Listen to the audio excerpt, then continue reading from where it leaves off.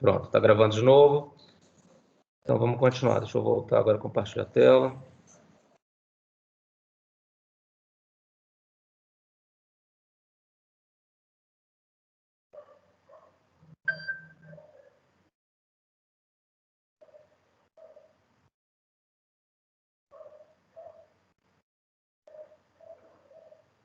Ué?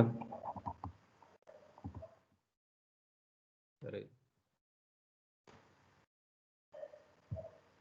Ele fala que PowerPoint não há arquivos disponíveis. Que isso?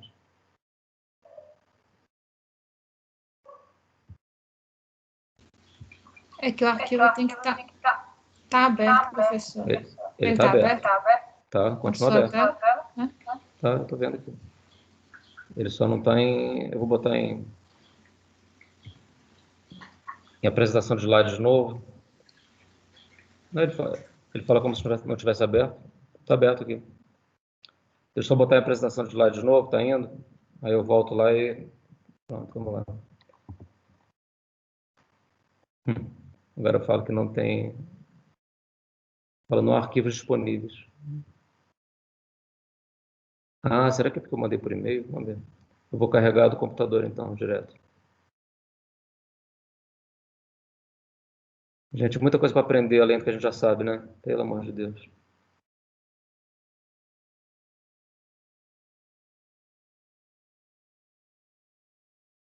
Pronto. Vai dar certo. Tá carregando agora.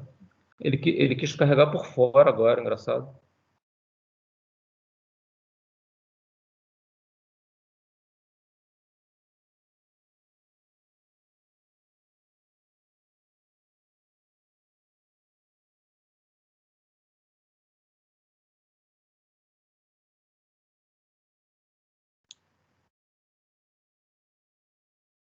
Para mim já aparece.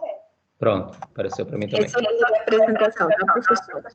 Oi? Obrigada. Já recebi a apresentação. Já estou acompanhando ela aqui. Joia. Bom, agora passo com a setinha aqui, tá? Então, deixa eu voltar onde a gente estava, né? Já vimos isso.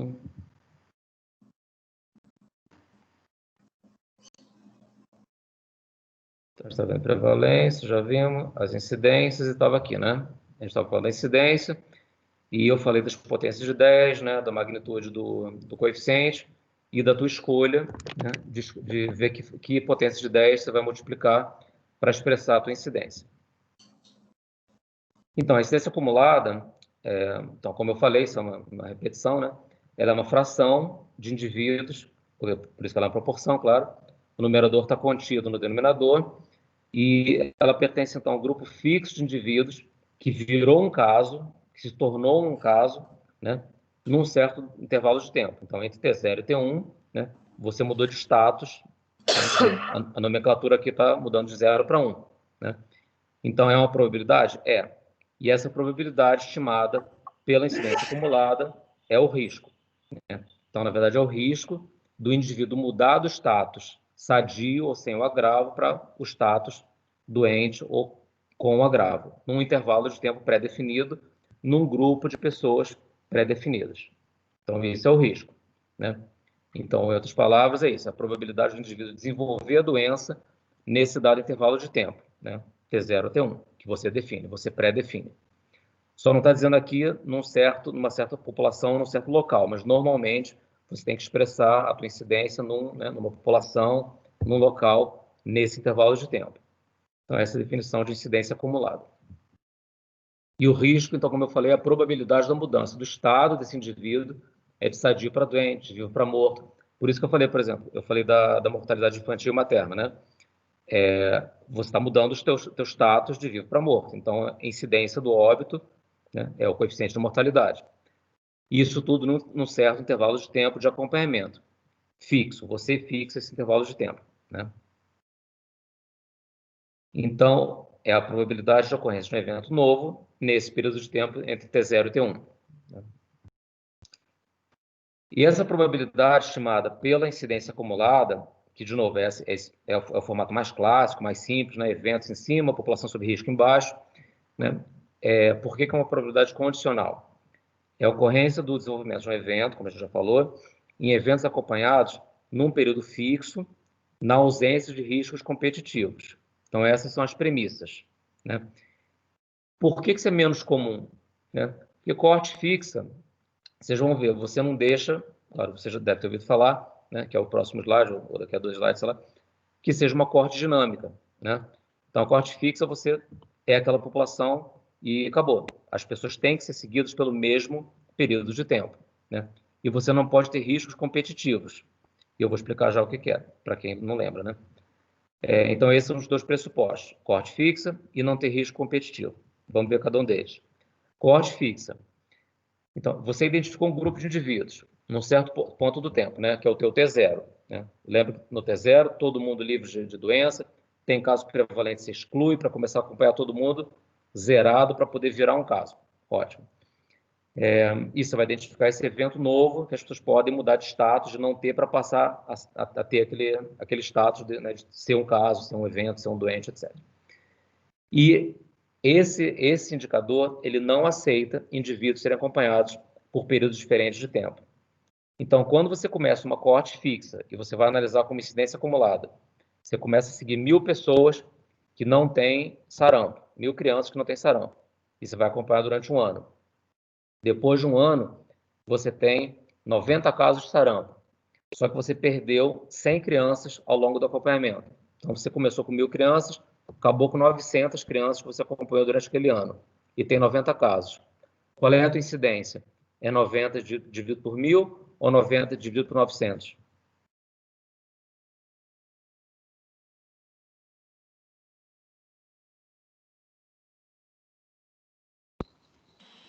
Dividido por 900. Exato. Você só leva em consideração quem você de fato acompanhou até o final. Quem você perdeu, paciência, é uma perda. E o problema é que as perdas, para não enviesarem a tua estimativa da tua incidência, o perfil dos perdidos, ele teria que ser igual ao perfil das pessoas que permaneceram, que ficaram na tua coorte, né? E muitas vezes isso não é verdade. Então, uma coorte fixa, e todo mundo fala, qual é a desvantagem nos estudos de coorte, no estudo de segmento, que exige um tempo de follow-up mais longo. O grande problema é o problema das perdas. Porque se as perdas forem diferenciais em relação ao perfil de quem fica e quem sai, você está enviesando o teu resultado. Porque a razão da perda, ela pode estar associada com o desfecho que você está investigando. Por exemplo, você está investigando paciente, está seguindo paciente com câncer para ver mortalidade. Se os pacientes mais graves abandonam o segmento, não voltam para serem acompanhados e ficam com os casos mais leves até o final do segmento, você vai subestimar a mortalidade, né? Então, o perfil das pessoas que você perdeu é diferente do perfil das pessoas que ficou. Outro exemplo, você está seguindo pacientes para ver incidência de diarreia por doença diarreica aguda, né? E você está acompanhando isso num posto de saúde. Se você perde por segmento as pessoas mais pobres, porque elas não têm condição de vir ao posto de saúde, porque não tem dinheiro para o transporte, etc., se é uma doença que tem uma determinação social de alguma forma, e se essa vulnerabilidade que faz a pessoa não vir tem a ver com o agravo que você está estudando, o perfil de quem você perdeu é diferente do perfil de quem ficou. Então, nesse caso, você vai subestimar também a incidência, porque um monte de gente que ia ter o evento, vários eventos, você perdeu. Então, as perdas são um problema sério. Então, é o que está escrito aqui, você não aceita indivíduo por um tempo diferente de acompanhamento e você, infelizmente, perde a informação de quem você acompanhou por um período menor e você não conseguiu, né, chegar até o tempo do teu período pré-definido de acompanhamento. Esse é o coorte fixo. E, como eu acabei de falar, então, esse pressuposto nem sempre é verdadeiro. Então, eu até diria que é mais frequente você ter uma coorte dinâmica, é uma coorte aberta, onde você permite que as pessoas, né, sejam perdidas. Claro, você não estimula que ninguém saia do teu segmento, mas se você perder alguém, você não joga fora a exposição que aquela pessoa já contribuiu, né, no teu estudo. Então, na situação da corte fixa, voltando antes de passar para a dinâmica, na corte fixa, né, ela tende, pelas perdas, é o que está escrito aqui no segundo ponto, né, a diminuir de tamanho, e você não sabe essa comparação que eu já falei, né, qual é a semelhança ou falta de semelhança entre quem saiu e entre quem ficou. Isso é chamado fator de atrito. Né? Atrito é quem você perde, né? Então, por exemplo, viés de atrito, attrition bias, né? É quando você perde gente que tem características diferentes de quem você conseguiu seguir. E uma das causas de você perder gente diferencialmente são os riscos competitivos, que é quando você perde gente ou tem gente que morre por outras causas, e isso impede que a pessoa que estava no teu segmento experimente o desfecho que você está estudando. E vai ter um exemplo já já aqui. Então, tem um exemplo. Exemplo do dicionário o dicionário de epidemiologia do leste. Então, qualquer evento, um estudo de coorte, que remove o sujeito da condição de estar sob risco, ele é considerado um risco competitivo. Então, isso aqui, né, é a definição de risco competitivo. Ele tira o sujeito do segmento e impede o sujeito de experimentar o desfecho que você quer que ele... Você não quer. Você está medindo, né, a experiência dessa população. Exemplo. Você está olhando um estudo que está tentando ver a associação entre tabagismo e câncer de pulmão. Quem morre de doença coronariana não tem chance de ter câncer de pulmão, claro. Então, nessa situação, a doença coronariana é um risco competitivo, porque ela vai levar a óbito um sujeito que poderia, um pouco mais para frente, antes do fim do teu segmento, virar um caso no teu numerador. E isso é muito comum, né? Você ter eventos que são riscos competitivos. Então, causam perda ou causa óbito e impede a pessoa de experimentar o desfecho sob a investigação. Aí hoje, quando eu estava lendo... Oi, fala. De confundimento? Não são variáveis de confundimento. Variáveis de confundimento são variáveis que estão associadas à tua exposição e ao teu desfecho, Tá. e elas interferem na relação causal que você está tentando estabelecer no teu estudo, mas ela não é impedimento para que a pessoa experimente o desfecho. Entendi. A definição é um pouco diferente. Tá? E aí, o que eu ia dizer é o seguinte, hoje, eu estava dando uma lida de manhã, que eu não vou conseguir, acho, compartilhar, eu estou até com medo de mexer nessa tela aqui para não perder o compartilhamento, mas é que tem eu posso até mandar o artigo, né, porque é um artigo, não tem que ler o artigo todo, mas no Abstract tem essa citação. Como é que você lida com isso, né? Como é que você faz, né, quando você tem risco competitivo? Você assume o fato que, né, você não tem o que fazer e que você pode estar subestimando a incidência porque você tem eventos que aconteceram que impediram, né, a tua população de experimentar o teu desfecho? Existem alguns modelos que são específicos por causa. Então, se você olhar no estudo longitudinal, o hazard, quer dizer, o risco associado a cada causa, por exemplo, de óbito. Você está estudando óbito. Então, você quer estudar óbito por câncer de pulmão. Se você fizer o hazard específico por causa, você, em parte, consegue contornar o problema. Porque você vai... Eu não sei se você consegue contornar ou se você só mensura o problema e fala, olha, isso foi um problema sério, foi um problema médio, ou não afetou muito a minha estimativa. Mas, de alguma forma, quando você faz quando você assim, consegue abordar o risco causa específico, você consegue, de alguma forma, fazer... de alguma forma, abordar o problema, admitir que ele existe e talvez não resolver, mas pelo menos mensurar o tamanho do problema. Eu posso mandar esse abstract ou artigo inteiro para vocês, que é um artigo só sobre riscos competitivos. Eu não vou lembrar qual é o assunto. Acho que é câncer, inclusive. Tá bom?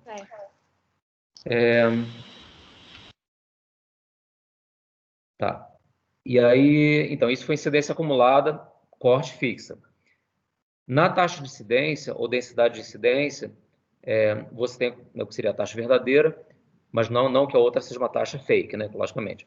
É que aqui, de fato, você tem a força de infecção porque você vai usar no denominador pessoas-tempo. Então, você vai aproveitar toda a experiência que as pessoas na tua coorte contribuíram.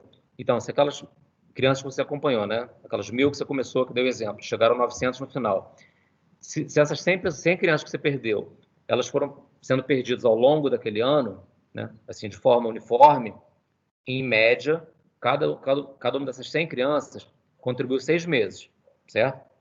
Se você perdeu de forma uniforme, né? Ao longo de 12 meses, em média, essas 100 crianças contribuíram cada uma 6 meses. Na coorte fixa, na incidência acumulada, você joga essa informação fora. Na coorte aberta, na taxa de incidência, quando você usa pessoa-tempo, você vai usar toda a experiência de um ano das 900 pessoas, ou seja, 900 crianças ano, e você ainda vai botar 100 crianças que, em média, se essa premissa que eu falei é verdadeira, contribuíram cada uma meio ano.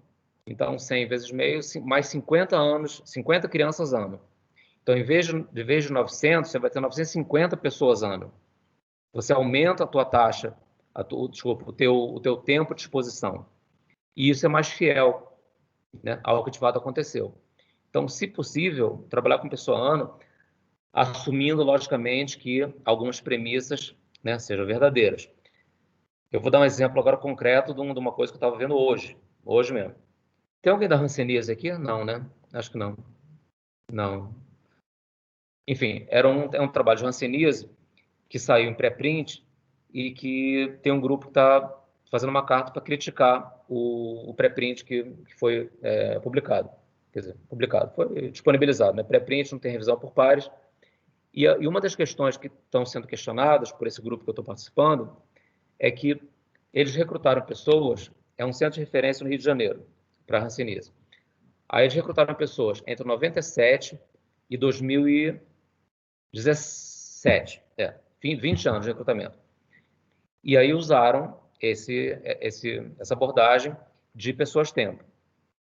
E aí o desfecho era recidiva de hanseníase depois do fim do tratamento de multidroga, né? Poliquimioterapia, que dura 12 meses, né? Então, assim, depois do fim do tratamento, começava o segmento das pessoas por um período até a censura, que era 2018, né? E usaram pessoa-tempo. Aí, qual é um dos questionamentos, que é a premissa que eu acho que é importante a gente ter em mente quando usa pessoa-tempo? Se você junta todo mundo que contribuiu pessoa-tempo na tua coorte, no denominador, e vai usar os eventos no numerador, que agora você vai expressar não como uma proporção, né? Vai expressar como uma razão de eventos por pessoa-tempo, certo? Então, assim, 10 casos a cada 100 mil pessoas ano, por exemplo, né? Qual é a premissa? Nesse caso que eu estou falando, por exemplo, a pessoa acabou o tratamento e você vai começar a observar recidiva. Teve gente que foi acompanhado por 1 ano, teve gente que foi acompanhado por 5 anos, teve gente que foi acompanhado por 13 anos, né? A probabilidade do evento acontecer, ela é a mesma quando você acabou o tratamento e começou o segmento, nesse estudo que eu estou falando, ou 5 anos depois do fim do tratamento, ou 10 anos depois do fim do tratamento, essa probabilidade ela varia um pouco, né, ao longo do tempo. Então, se ela varia ao longo do tempo, será que é justo você botar no mesmo saco todo o pessoas-tempo? Quer dizer, todas as contribuições de todas as pessoas no denominador e somar tudo e dizer, olha, eu tenho 7 mil pessoas ano, que era o que tinha lá no estudo? Às vezes não é tão justo assim. No caso que eu disse do sarampo, é justo, porque você vai acompanhar a criançada que está circulando no ambiente onde o vírus está circulando também, né? E você vai ver se acontecem infecções.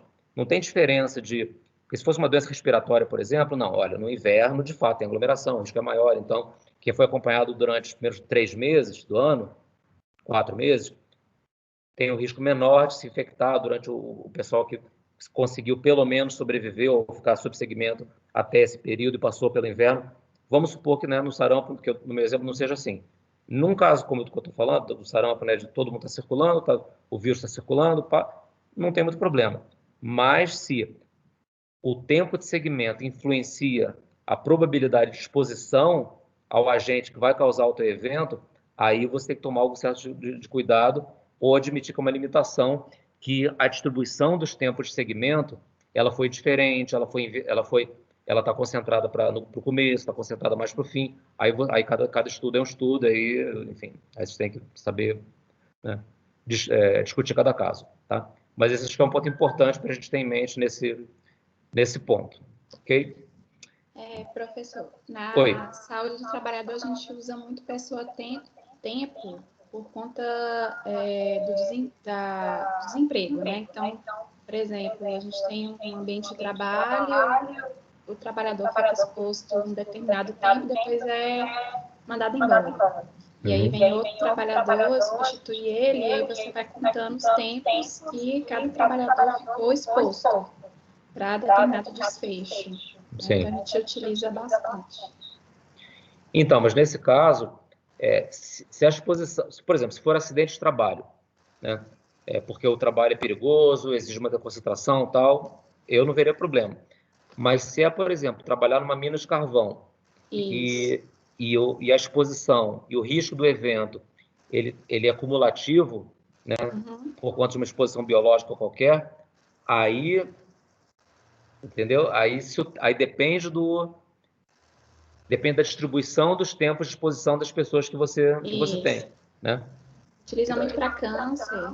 Para câncer, por exemplo. Isso. Né? Imagina, se você usa Câncer pessoasão, relacionado ao tudo bem. trabalho. Então, enfim, a ideia é exatamente essa, né? Se tem algum gradiente que tem a ver com o tempo de exposição, tem que ter em mente que, às vezes, uma pessoa que foi seguida por meio ano, não é justo você botar esse tempo de exposição junto com uma pessoa que foi seguida durante 15 anos, que o risco nos últimos 5 anos do evento era muito maior. Então, só tem que, né, ter esse equilíbrio na cabeça, né? Isso. Mas não vai deixar de usar, claro, né? Só uma coisa que... O nosso papel aqui, gente, é ser advogado diabo de tudo. Porque eu sempre brinco assim, o nosso lance é saber a teoria bem sabida e nos botar no pé, como se fosse no lugar do revisor do artigo que vai receber o produto da dissertação ou da tese de vocês, né? O que o cara pode ver de problema aqui? A gente já antecipa todos os problemas possíveis, minimiza, fala o que você fez para contornar, e se não tem jeito, fala, olha, o assunto é relevante, o tema é super importante de saúde pública, exige esse trabalho, é melhor fazer com limitação do que não fazer, que é uma coisa até comum, a gente fala assim, mas você vai usar dado secundário, vai usar o Sinan, que é uma droga, vai usar o SH, que foi feito para pagamento. Não, eu vou fazer e vou dizer, tem limitação de completo estudo, tem limitação do preenchimento, tem limitação de um monte de coisa. Mas é melhor fazer, admitir limitação e informar as pessoas, né, botar o conhecimento na rua do que não fazer, né? Mas vamos lá. Então, tá. Então, olha só. Então, taxa de incidência, que é o que a gente está falando. É o número de eventos novos que aconteceram nesse intervalo de períodos de tempo específico, né? E você divide pelo total de períodos de observação acumulado pelo pessoal que ficou, né, durante períodos diferentes. Acho que contribui o tempo para o teu segmento. Então, o denominador, ele é a soma dos períodos de tempo que cada sujeito esteve sob observação. E, obviamente, durante esse período que estava sob observação, a pessoa tinha que ter o risco de virar um caso, que é exatamente tudo que nós estamos falando até agora, né? E se esse risco varia, você tem que levar, de alguma forma levar em consideração, admitir, etc. Mas a lógica é essa. Aqui tem um diagrama que, enfim, é só para ilustrar assim, como é que você vai calcular a pessoa a tempo, você já sabe, né? A Daniela saiu. Daniela voltou. Não, desculpa, é que eu admiti a Daniela de novo aqui. Então, pessoa a tempo, então, você soma aqui, né? A contribuição da pessoa 1, da pessoa 2, etc. E foram 6 eventos, então essas estrelinhas vermelhas são os eventos que aconteceram, né? Então, a densidade de incidência é 6 por 86 pessoas mês, né? Porque aqui a unidade de tempo são meses, né? Então, dá 7 eventos a cada 100 pessoas mês, que é um modo interessante de você não perder informação, muito comum, você já conhece. Então, essa é a diferença. E uma coisa interessante é que se você fizer o inverso da densidade de incidência, você obtém o tempo médio para a ocorrência do desfecho na população que você estudou, né? Isso é uma propriedade matemática da densidade de incidência, né? Curiosidade. Peraí, gente, que minha bolinha está rodando aqui, e não está passando os slides, só um minutinho. O tempo médio que eu não consigo ver o slide. Eu acho que ficou um pouco lento, gente.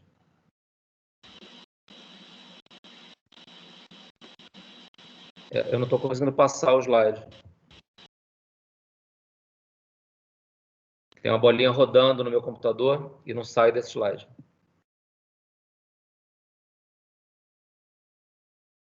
Olha só, enquanto a bolinha está rodando, eu acho que eu vou passar para o meu PowerPoint, porque deu uma congelada aqui. Vocês estão me escutando? Sim, eu estou. Mas a tela está qual? Esse cálculo de pessoas-tempo, né?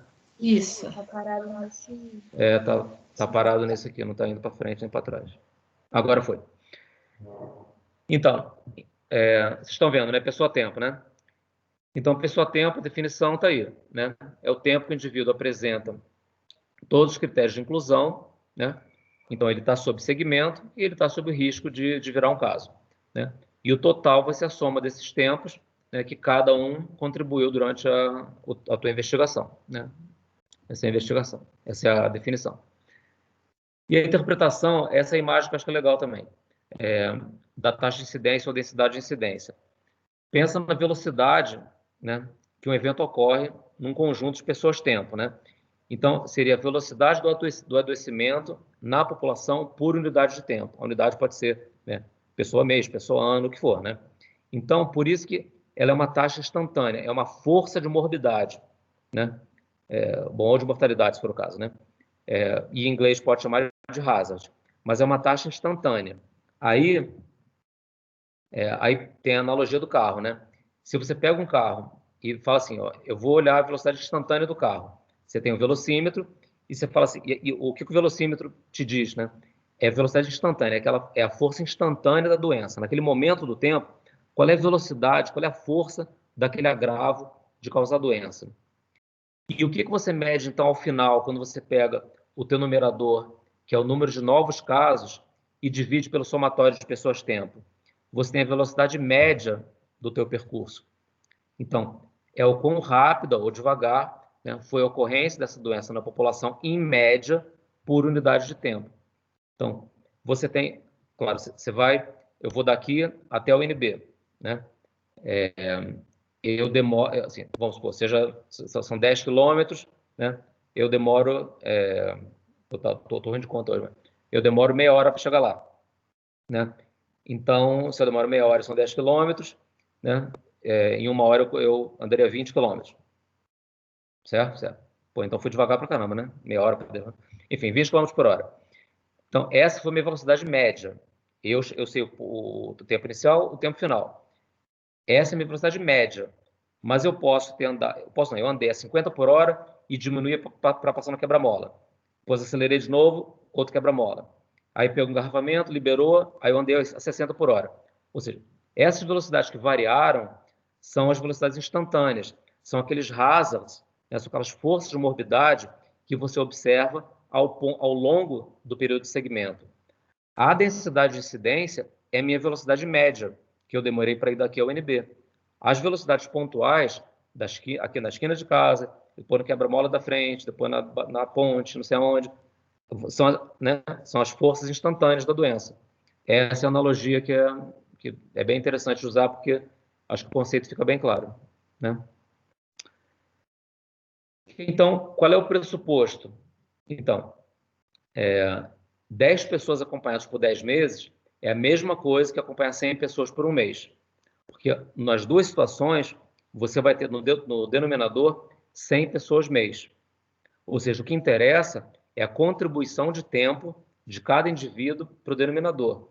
Agora, como está escrito ali, se é uma pessoa que ficou 100 meses ou 100 pessoas, um mês cada um, não interessa. Aí lembra qual é aquela premissa, né? É que o risco dessa uma pessoa por 100 meses ou das 100 pessoas por um mês cada uma, ele é igual, ele é mais ou menos uniforme. Porque esse é o risco que você está assumindo para as pessoas passarem para o numerador, né?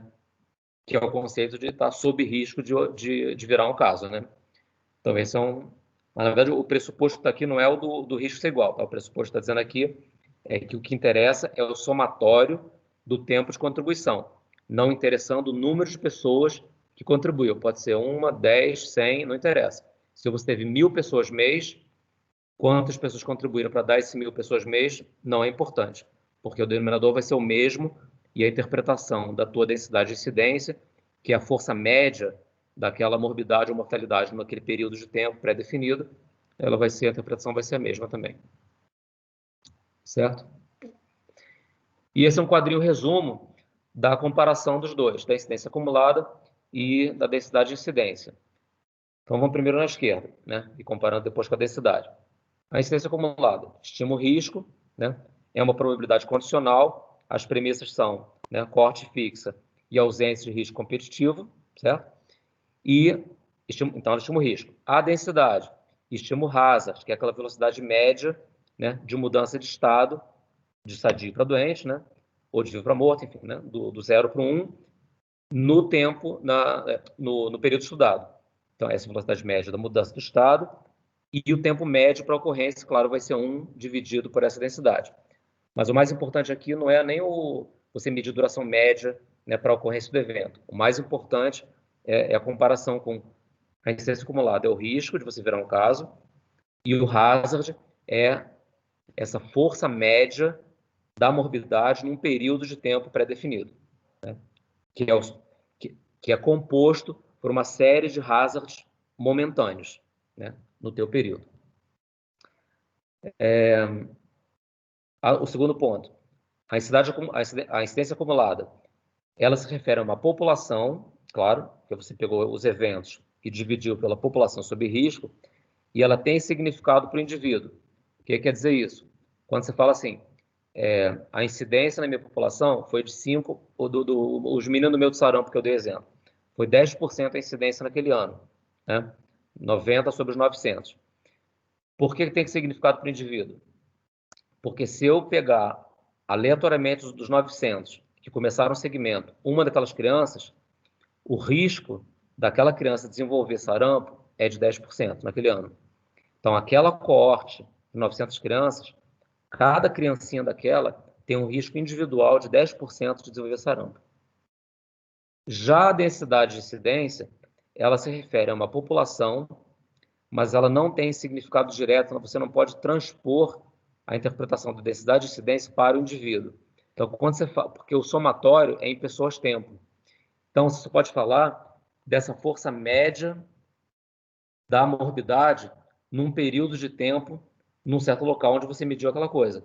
Então, quando você fala que foram 10 casos a cada 1.000 pessoas ano, você não tem como transpor isso para o indivíduo, porque a unidade de análise, desculpa, porque a unidade de medida que está no denominador é pessoa-tempo.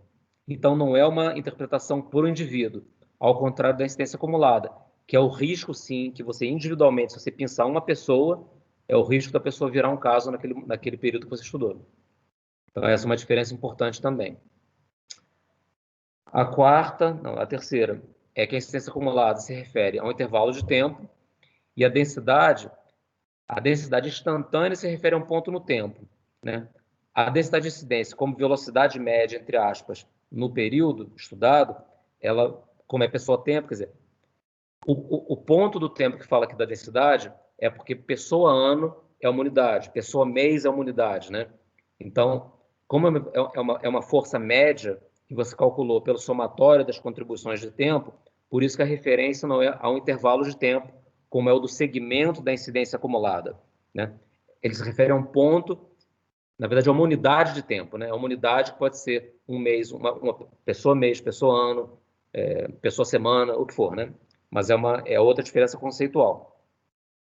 E a última diferença é que a incidência acumulada, aí naturalmente, é uma proporção, né? Claro, então ela só pode ter valores entre 0 e 1.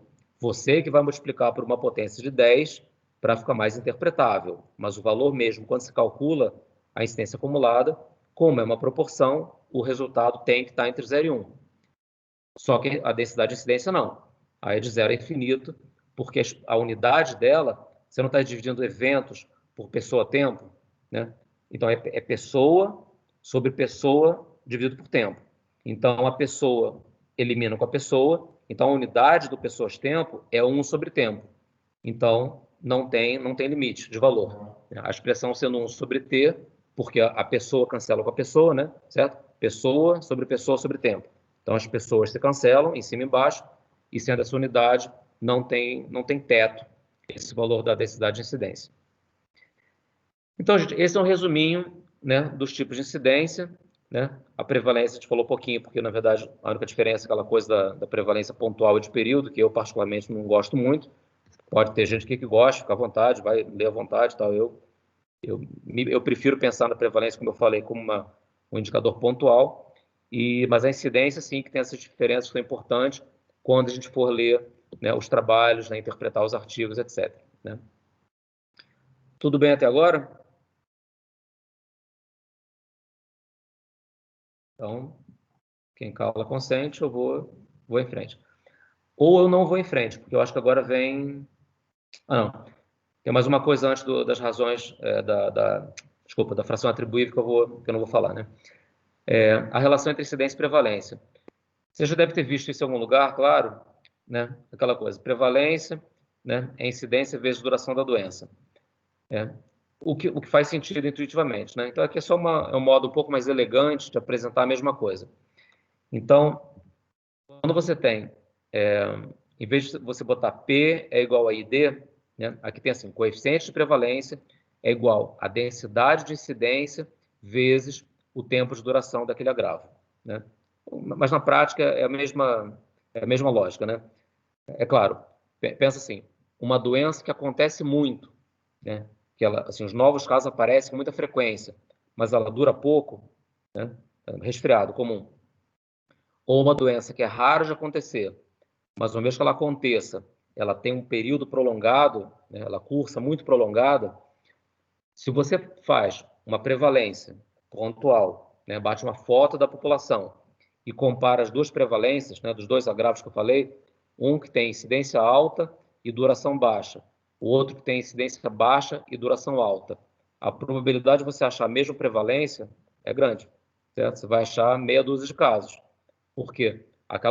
O resfriado que acontece pra caramba, né? Acontece, cura, acontece, cura, acontece, cura. Então, se eu faço um inquérito hoje, quantas pessoas vão estar resfriadas? Meia dúzia, porque uma galera se curou ontem e uma galera vai começar amanhã. Então, hoje eu não pego tanta gente. E uma doença que acontece mais raramente, mas ela fica, eu vou traçar um perfil hoje da população. Quantos casos existentes tem? Os mesmos meia dúzia. Então, esse é um equilíbrio, né, entre incidência e duração da doença que gera, né, pode gerar o mesmo coeficiente de prevalência. Na apresentação longa, que eu vou botar na plataforma, para vocês verem, tem uma série de fatores que, de novo, intuitivamente, vocês saberiam dizer qual é o impacto deles na prevalência. Então, assim, um novo tratamento que impede a morte, mas não cura a doença. Qual é o efeito na prevalência? Aumenta a prevalência, porque você não vai ter saídas do pool de pessoas prevalentes, né, por morte, e vai ter mais gente viva com a doença, então mais casos prevalentes. Você tem um novo teste diagnóstico, né, mais sensível. O que acontece com a prevalência? Sobe, claro. Uma doença se torna mais letal.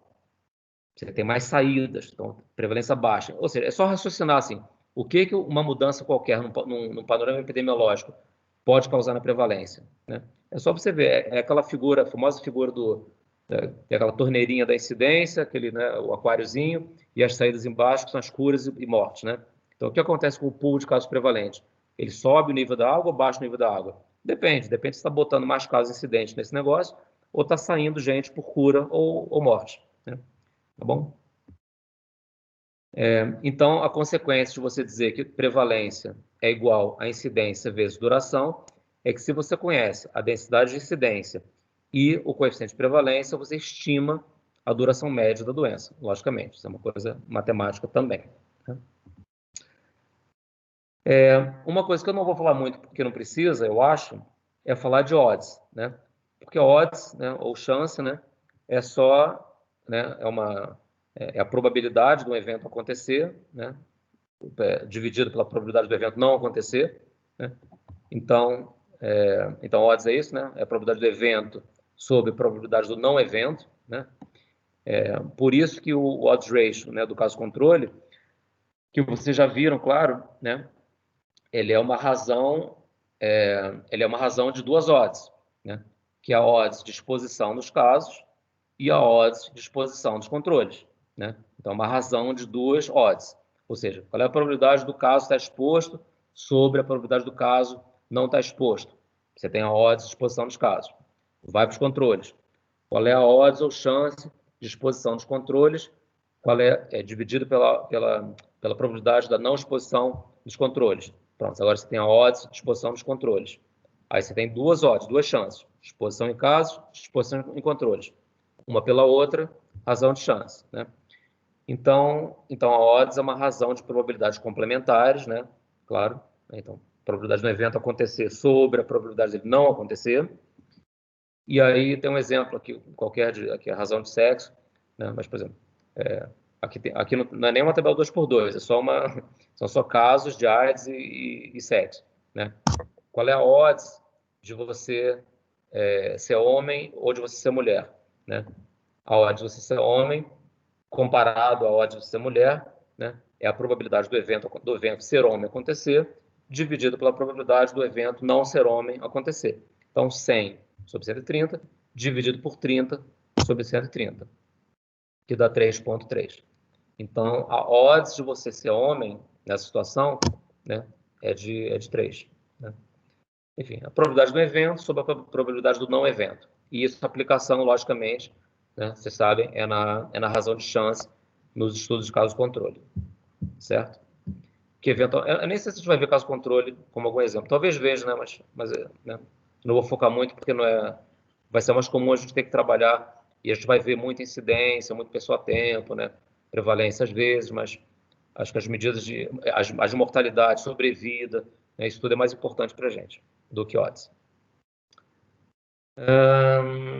Tá. Aí vai entrar nas medidas que tem a ver com a força da associação ou impacto potencial que você já viram. Então, eu vou começar a falar quando chegar nas frações, aí eu vou só passar os slides e vocês veem depois, na verdade, revêem depois, porque já viram com o Edgar. E já são 5h20, então eu tento fazer 1 hora e meia no máximo, não vou ficar 2 horas falando, porque é muito cansativo, e depois ninguém quer ver o vídeo também, né? Eu quero que o pessoal dê estatística no meu canal. Meu alvo agora é ganhar aquela placa do YouTube, aquela placa de prata lá, 100 mil inscritos e tal. Eu vou largar a epidemiologia, gente, eu vou ser youtuber, vocês vão ver.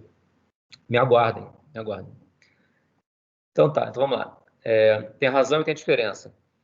Aponta a discrepância. Então, você pode fazer razões, né, como vocês já viram algumas, ou diferença de incidências.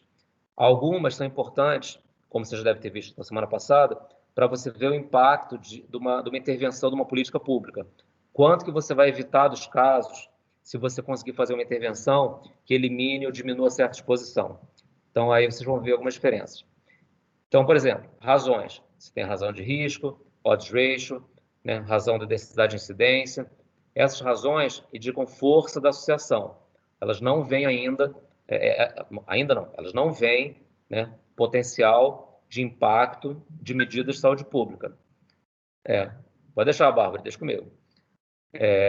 Então, elas não veem esse potencial impacto de medidas, mas você usa essas razões como ferramenta para fazer inferência causal. Então, o estudo etiológico, né, de causalidade, relação causa e efeito, você vai usar risco relativo, odds ratio, quando você não pode usar um outro tipo de desenho, contanto que o odds ratio esteja uma boa aproximação do risco relativo, porque que é o padrão ouro para você ter, né, uma estimativa de fato da probabilidade de você se tornar um caso, né, porque risco é o padrão ouro para, né, uma relação causal, e você só usa o odds ratio, né, e a razão de prevalência como estimativos para se, né, porque você não pode fazer um estudo de coorte para todo mundo, para toda a situação.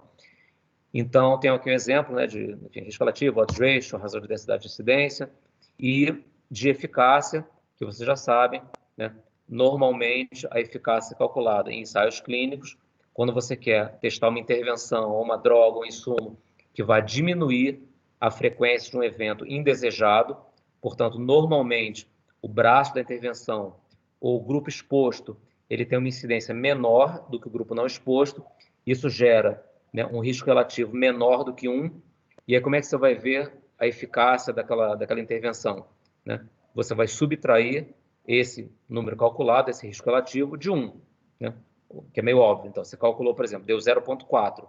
Então, a incidência no grupo da vacina foi 40% a incidência no grupo do placebo. Então, você diminuindo o 0,4 ou 40% de 1, você chega a 60%. Então, 60% é a fração evitável ou eficácia daquela vacina. Que é, na verdade, quanto você baixa de 100% com a tua intervenção. Se deu 0,8, qual é a eficácia? 20%. É quanto que você baixa do 1, é quanto que você baixa do 100%, né? Então, matematicamente, é 1 menos o risco relativo que você calcula numa situação como essa. Então, essas são as razões. Então, de novo, inferência causal, estudo etiológico, beleza. Aí, você vai para... Congelou de novo. Vai para as diferenças. Aí, sim, diferença, você vai já ver uma medida direto do impacto da exposição. Porque você vai subtrair incidências. Então, se eu subtraio, né, aí não é mais uma razão, certo? Não é mais um número relativo. Você vai subtrair, por exemplo, a incidência do exposto, você tira dela a incidência dos não expostos. Você não está vendo o excesso de risco que aquela exposição te dá? Tá, né? Então, se você faz uma diferença de incidências, você fala, olha, se eu eliminar essa exposição, eu sei quanto desse excesso de risco, né? Nem quanto do excesso, qual é o excesso de risco que eu consigo prevenir se eu elimino essa exposição. Então, é para isso que as diferenças, né, de medidas de frequência são úteis para fins de tomada de decisão em saúde pública. Eu não sei se tem um exemplo aqui, tem. Então, impacto nos expostos, está aí. Diferença de riscos ou taxas, que é o risco atribuível nos expostos, né? Só que você pode fazer a diferença, né, que é o número absoluto, ou você faz a proporção. Se eu faço a diferença, eu vou ter qual é o excesso de risco que eu previno. E em proporção, eu já estou entrando no assunto da semana passada, e em proporção, ou seja, a fração etiológica entre os expostos, é você pegar o resultado dessa diferença que eu fiz, né, e você divide pelo total da incidência. Então, você sabe, olha, então, proporcionalmente, quantos casos de câncer de pulmão eu previno se eu eliminar o tabagismo? Tantos por cento. Esses tantos por cento são calculados como essa diferença entre a incidência dos expostos e dos não expostos, e você divide pela incidência em todo mundo, né? E você tem essa fração, né? Desculpa, eu falei incidência total, desculpa, incidência nos expostos. Eu falei total, não, desculpa. A diferença sobre a incidência nos expostos. E você sabe qual é o excesso nos expostos, claro, proporcionalmente. E o impacto na população é o risco atribuível populacional. E aí é o que eu falei lá no comecinho, vocês já ouviram semana passada, mas nunca é demais reforçar, né?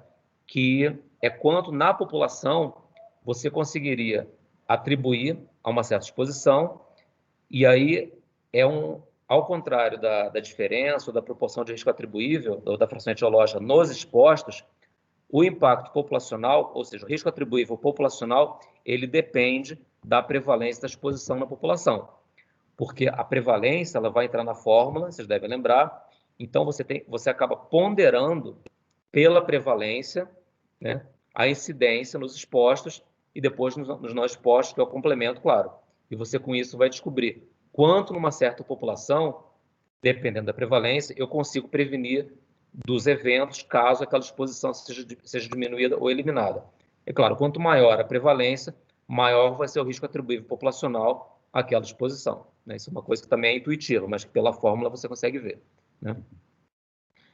Como aqui está entrando já em ilustrações e fórmulas do risco atribuível, eu não vou parar com muito detalhe. Eu vou falar, assim, devagar, mas eu não vou explicar muito, porque senão vai ficar chato para vocês, porque vocês já viram isso semana passada e já tem mais material de consulta também. Então, aqui é um risco atribuível, né, nos expostos, e vocês veem, o não exposto tem um risco, né, que ele é essa linhazinha amarela aqui, né?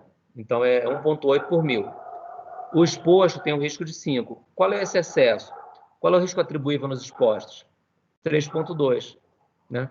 Que é a diferença da exposição, do risco basal, né? Que é o risco no não exposto, e o que a tua exposição está te causando, né? Então, o risco atribuível é a incidência nos expostos, 5, menos a incidência dos não expostos, que dá 3,2 óbitos por 1.000 habitantes. O risco relativo, lembra, não é uma medida que vai te dar o impacto. Ela é a força de associação causal. Aí é a divisão de uma incidência pela outra. Então, quem tem essa exposição, ela tem quase 3 vezes mais chance de ter o desfecho. Mas se você eliminar a exposição, você vai evitar esse excesso de casos aqui, esses 3,2 casos óbitos por 1.000 habitantes, certo? A interpretação do risco relativo, então, é super diferente do risco atribuível. E isso tem que ficar claro para vocês, né? Como já deve ter ficado, imagino, semana passada, mas vamos dar uma mini reforçada aqui, não custa nada. Então, essa é uma repetição do que eu falei. Então, o risco relativo é 2,8, mas o risco atribuível é a diferença das incidências. Então, 3,2 por 1.000 é o incremento absoluto entre os expostos, quando comparado com aquele nível basal que eu falei, que era dos não expostos, né? Então, ele é um incremento absoluto atribuível à exposição nos expostos, certo? Então, é no grupo exposto. Claro que o exposto ele parte do nível basal e ele soma a ele mesmo o risco que vem da exposição. Então, ele pega o basal, do não exposto, e ele bota em cima disso um risco extra, que é o que a gente está calculando como risco atribuível nos expostos. E a fração etiológica, gente, é esse cálculo aqui, só que proporcional à incidência nos expostos. É o excesso dividido pela incidência total nos expostos, certo? Que nesse caso é o 3,2, que é o excesso, pela incidência total, e dá 64%.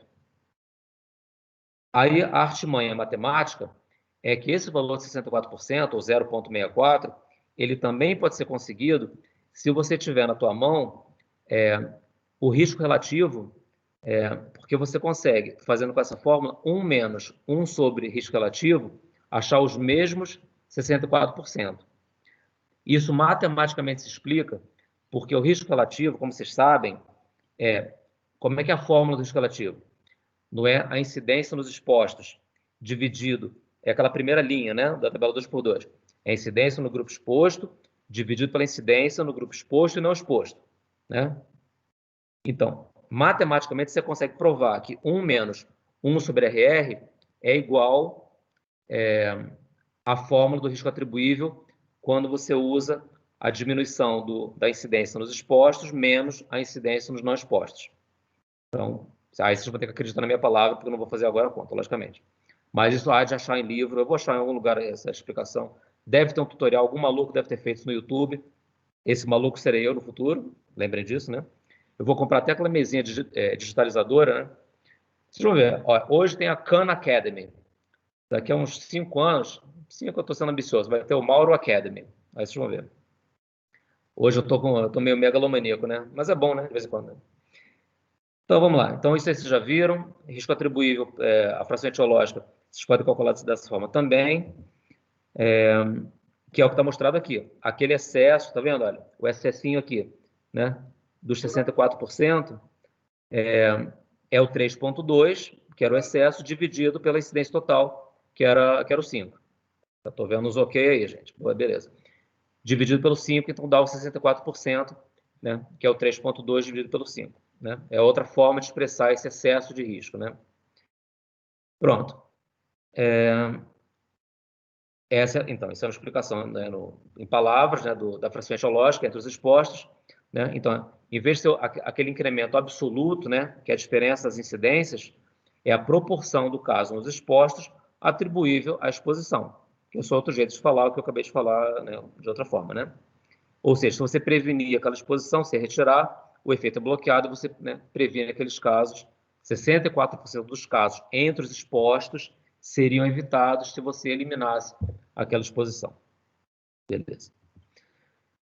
E aqui é um exemplo só de dizer, tabagismo, se fosse assim. Então, né, se fosse 3.000 casos, acontece 64%, 2.240. É só um exemplo numérico, mas o conceito é o mesmo, nós já vimos.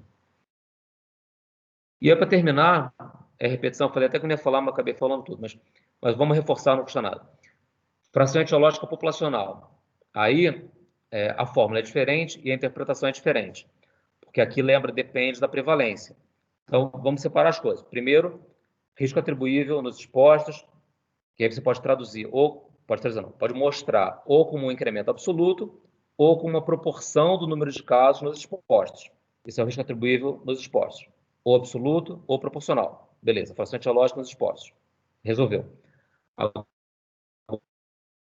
Agora, o risco populacional.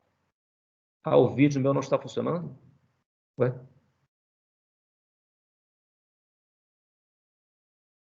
Bom, não sei se está funcionando. Eu recebi uma mensagem que meu vídeo não estava funcionando. Se não tiver, vocês não estão vendo meu rosto. Travou, né? Pois é. Eita. Pensei que era só o meu. Não, não, eu vi uma mensagem assim, o seu vídeo não está funcionando agora, mas está acesa a luzinha. Bom, como está terminando, gente, eu não vou fazer muita ginástica aqui agora. Eu vou terminar de falar, porque são 2 pontinhos rápidos, senão vai atrasar mais. Então, a fração etiológica populacional, ela vai ser, então, o percentual de casos na população como um todo, juntando exposto e não exposto, que vai ser atribuível à exposição. Então, a diferença na conta aqui é que você vai pegar, para calcular essa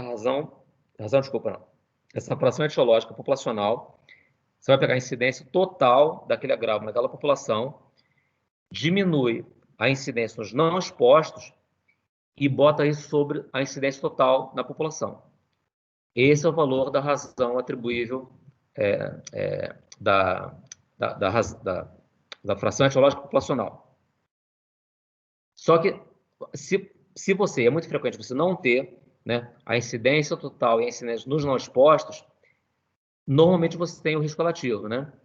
E se você tem o risco relativo e a prevalência de exposição, porque com a prevalência de exposição, você saberia chegar nos valores que estão em cima, né? Porque você saberia quantos expostos tem, quantos não tem, sabe a incidência, você consegue derivar a incidência dos não expostos.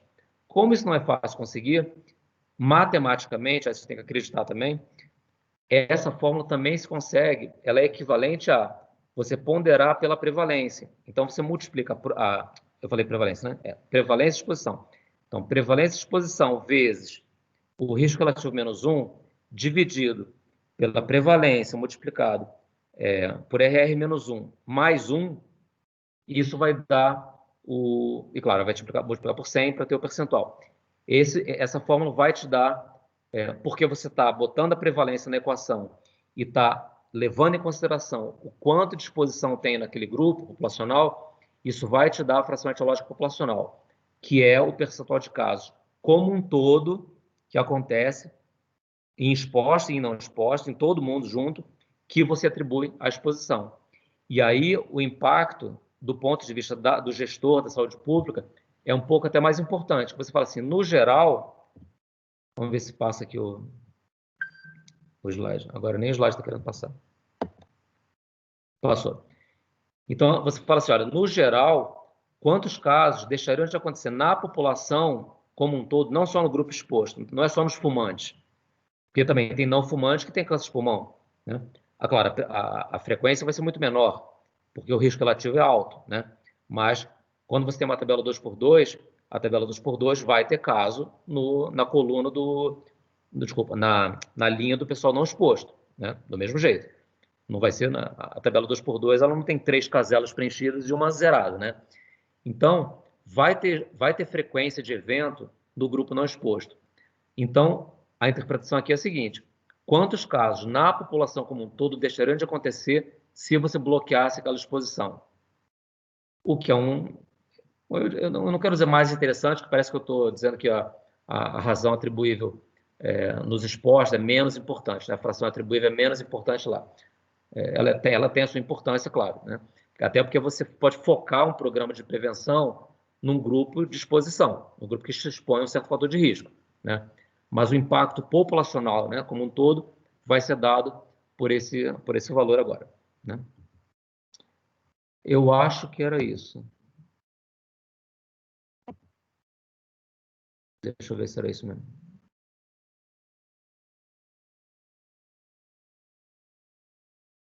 Gente, era isso. Então, olha só, eu vou... Deixa eu ver se passa mais alguma coisa aqui. Não, é isso mesmo. Então, eu vou parar a apresentação aqui.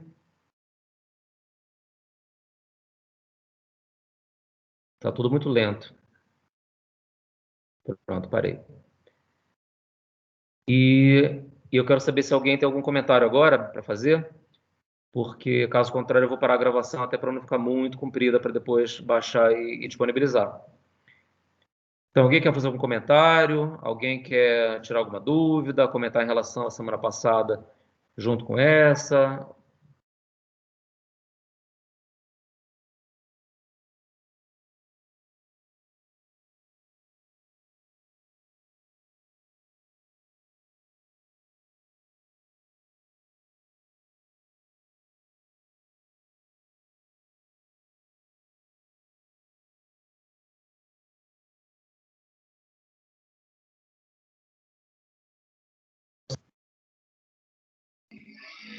Acho que foi bem explicativo, professor. Eu mesmo não fiquei com nenhuma dúvida até o momento. Ah, tá ótimo. Eu achei que estava travado aqui o computador. Gente, então tá bom. Professor, eu ia Oi. fazer uma pergunta. Quando eu li o Cortes, para explicar risco atribuível, eu vi que ele explica bem assim, como o senhor colocou de incidência, entendeu? Aí eu ia perguntar o seguinte: o ideal é que decore mesmo essa regra matemática quando eu utilizo o risco relativo para calcular, né? Eu não entendi bem a pergunta. Porque Você fala por que o risco relativo está na fórmula? a minha dúvida é o seguinte: eu entendo bem quando eu utilizo a incidência na população total menos a incidência no grupo de não expostos para calcular o risco atribuível. Sim. Mas quando eu utilizo o risco relativo, então eu meio que decorei a fórmula, entendeu? É isso mesmo, né? Olha, eu vou ser honesto com você. É muito difícil você mostrar matematicamente a equivalência da parte da fórmula que tem o risco relativo com a diferença entre as incidências. Matematicamente funciona, claro, porque senão isso não era usado. Mas a lógica é a seguinte: como o risco relativo é uma relação entre a incidência no grupo exposto e no grupo não exposto, você consegue substituir na fórmula para calcular o risco atribuível quando você não tem, né, os valores à disposição da incidência no grupo não exposto, por exemplo. Você, pelo risco relativo, você indiretamente consegue calcular os valores que você precisa. Porque matematicamente você consegue provar que, botando o risco relativo ali, como ele é composto, só tem dois elementos que compõem o risco relativo, né? Incidência no exposto e incidência no não exposto. Então, eles se equivalem matematicamente, né? Mas eu não saberia agora para você botar no papel aqui e provar, né, aqui a fórmula. Então, e outra coisa, o importante, na verdade, é entender o conceito. Eu acho que decorar fórmula é bobagem, logicamente, né? Ninguém precisa decorar nada. Se alguém fosse cobrar de você, né, algum cálculo de risco atribuível nesse sentido, claro que a pessoa vai te dar a fórmula e fala, calcula e interpreta, né? Acho que o mais importante é entender o conceito, entender para que funciona, né? E saber aplicar, né? Mas, de fato, a mecânica da coisa, só pegando um livro onde está toda a fórmula matemática mostrando por A mais B que, de fato, as coisas se equivalem. Mas que se equivalem, claro, né? Tá ótimo.